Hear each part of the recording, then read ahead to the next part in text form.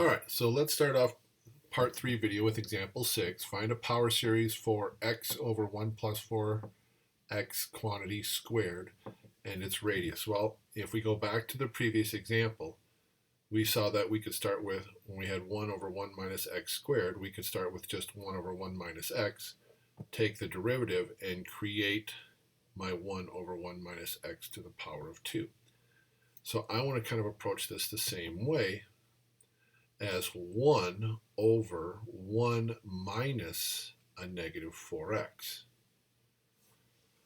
If I do that, my a is 1, my negative 4x is my r, and now I can find the radius of this function. So the absolute value of negative 4x, I divide away the 4, that's going to give me a radius of 1/4 when I solve this for the absolute value of r. Remember, the negative 4 will become a positive 4. Divide the 4 when you change it to negative 1, less than 4x is less than 1. So there's my radius. So that's taken care of, because whether I start, if I can show that the derivative of this function is going to equal what we have here, then that will be my same radius. So we're going to take the derivative in hopes again to get this same 1 plus 4x squared on the bottom.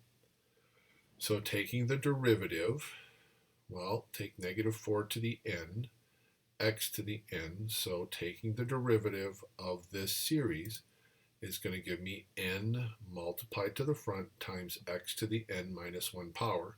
But again, n equals 0. Think about checking your first term. 0 goes in for n. This base to the 0 power is a 1. So I have a constant. So when I take the derivative of the constant, I lose a term. So I had to change this to a 1. All right. Next. No, oops. Come back here. Wasn't done with you yet. Over here, taking the derivative of this. Well, my denominator 1 plus 4x to the negative 1 power. Take its derivative would be now to the negative 2 power times the negative. Then I got to take the chain rule, take the derivative of 1 plus 4x. That's 4, so my 1 becomes now negative 4 times 1. And I have my 1 plus 4x being squared. All right, now I need x on the top, not a negative 4.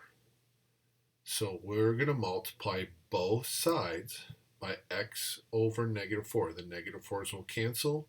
Multiply my x to the top. I have what I'm looking for right here. So we'll multiply this here. So negative 4, we can combine that with negative 4 to the nth power. So we're dividing like bases. Subtract 1 from this power. That'll make this n minus 1.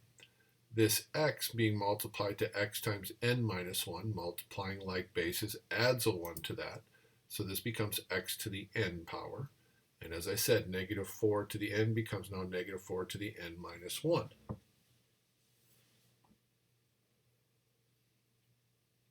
And there's my power series. If you wanted to clean this up, we could take negative 1 out of the negative 4. It doesn't matter. You can leave it here. You can change it out. If we were going to have to do the ratio test or something like that, we might want to keep the negative 1 out of there. All right, so we can have it start at 1. Now, if, this is a big if, you're in your homework in WebAssign, and they give you the summation with a text box, and you have to enter this, but they don't have n equals 1. They have n is equal to 0. If they have the n equals 1 and a text box, you could enter in either one of these two answers. But if the question says it's the summation of n equals 0 to infinity, then the text box, we have to adjust our terms. So basically what we're going to have to do is add 1 to all my n's. So I want this to be negative 1. 1 minus 1 to the 0 power. Okay, if n starts as a 0, we just want that to be n by itself. So I added 1. Add 1 to this. Add 1 to this n. add 1 to that n, and that would be my new power series if I started at n equals 0. Number 7, find the power series for the natural log of 1 plus x and r. Well, we know that taking the derivative of a natural log function, ln of x, is 1 over x. So if I have the natural log of 1 plus x, I take its derivative, that's going to be 1 over 1 plus x. Perfect. If I integrate both sides, then I cancel these, the integration and the derivative cancel, so I have the natural log of 1 plus x. And now I need to integrate this fraction here, which I'm going to turn into a power series. Now this needs to be 1 over 1 minus r, so we'll change the plus to a minus negative x. So that means a is 1, r is a negative x. The absolute value of negative x is less than 1. We can find our capital R. You can get rid of the negative because it's in absolute value bars. So this one is my radius. And we can change this now to integrating the summation of n equals 0 to infinity of my r, negative x to the n power dx. So what I'm going to do is simplify this. I'm going to take out the negative 1 to the nth power. That would be my coefficient being multiplied to my x to the n. And we're going to integrate this now.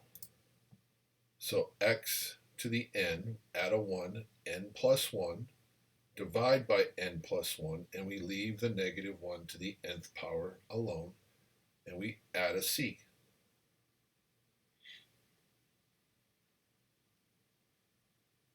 Now, again, just going to mention this. If the summation doesn't have n equals 0 and they want n equals 1, okay, last time you added 1, this time you subtract 1. So every place you see an n, you subtract a 1. So negative 1 to the n becomes n minus 1. N plus 1 on the x becomes n plus 1 on the denominator becomes n.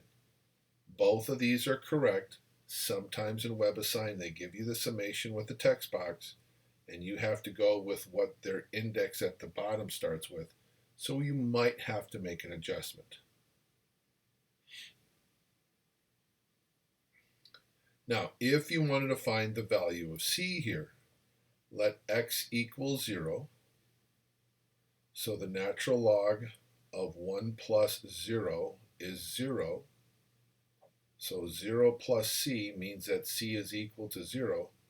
And then you could rewrite either one of these by dropping off the c because they're equal to 0. Example 8. Find the power series for f of x equals the inverse tangent of x. Okay, wait a minute. Inverse tangent of x, I know its derivative. It's 1 over 1 plus x squared. All right, so this is what I want to start with. All right, if I take the derivative of the inverse tangent of x, and now I integrate both sides, the derivative and the integration symbol would cancel. And if I integrate 1 over 1 plus x squared, but write it as a power series, 1 minus negative x squared, we can find our r if we have to. So that's absolute value of x squared less than 1. Take the square root of both sides. Absolute value of x is less than 1, so r is 1 if you had to find that. We're going to integrate the summation of n equals 0 to infinity of our a, which is 1. Don't need to put the 1 there. Negative x squared to the n power. So we want to factor out the negative. That'll be negative 1 to the nth power, not 2n, because the power of 2 is only on the x, times x to the 2n dx. So if we integrate this, add 1 to the 2n for the power, divide by 2n plus 1, and then we add in our c. Again, if you want to find out what c is, let 0 go in for x. The inverse tangent of 0 is 0. So our c would have to be a 0 again. And there's our power series for the inverse tangent of x. Example 9, use the power series to approximate the definite integral to 6 decimal places. All right, here's what we're going to do. We're going to manipulate x squared over 1 plus x to the fourth. We're going to factor out the x squared from the top times 1 over 1, not plus but minus, a negative x to the fourth. Change that to my power series. X squared times the summation n equals 0 to infinity of negative x to the fourth to the nth power, which is now negative 1 to the nth. Going to factor out the negative 1. So negative 1 to the nth, x squared times x to the 4n. Add your exponents together, x to the 4n plus 2. So if we want to integrate from 0 to 0.3, we'll integrate the summation of our power series. So that's going to be 4n plus 2, add 1 to the power, makes it x to the 4n plus 3. Divide by our new power, 4n plus 3. That's your power rule. All right, time to evaluate. 0.3 goes in for x, minus put 0 in for x. Well, 0 to any power is still going to be a 0. So 0 times anything, or 0 divided by something here, it's going to be 0. So we just got to evaluate the 0.3. So substitute that in. Take that negative 1 and say, wait a minute. This is an alternating series. So we can use that alternating series estimation theorem that we talked about in our last test. So we want it to be accurate within 6 decimal places, so I'm going to start writing out my terms for my sum of my series. When n is equal to 0, that will be 0.3 to the 0 plus 3, third power, over 3, so the power in the denominator will always match. Negative 1 to the power of 0 makes this positive, so that first fraction is positive. When n is 1, okay, that'll be negative 1 to the first. Then 4 times 1 is 4 plus 3 is 7, so 0.3 to the 7th over 7. Always add 4 to the power in the denominator. Okay, plus 0.3 to the 11th over 11 minus 0.3 to the 15th over 15. Again, don't forget alternating signs. So now you go to your calculator and you start typing in these terms to see their decimal values. And when you get to this third term, you notice in your calculator you have 0.000000, 6 decimal places that are a 0. So that means whenever you add or subtract this, and we're rounding to 6 decimal places, this isn't going to make a difference. So if you recall, we'll take our alternating series theorem, and we'll take our s minus s sub n, add that to both sides of our b sub n plus 1. b sub n plus 1, this is going to be our forgotten term.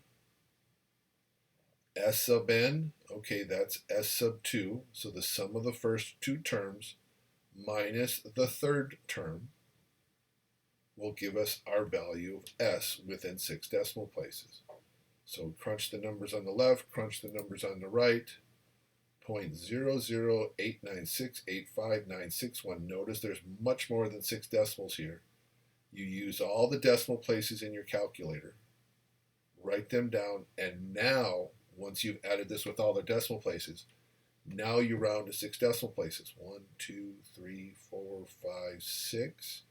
The 5 is going to round the 8 up to a 9. 1, 2, 3, 4, 5, 6. The 9 is going to round the 8 up to a 9. Oh, look, they're both the same decimal.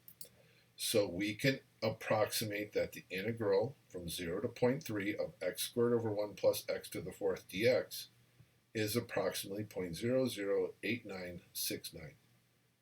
We can't integrate this under any other rules we had because use substitution doesn't work. I don't recall seeing this in my tables. So again, this is where your power series can take something difficult and integrate it. And that wraps up our 9.9.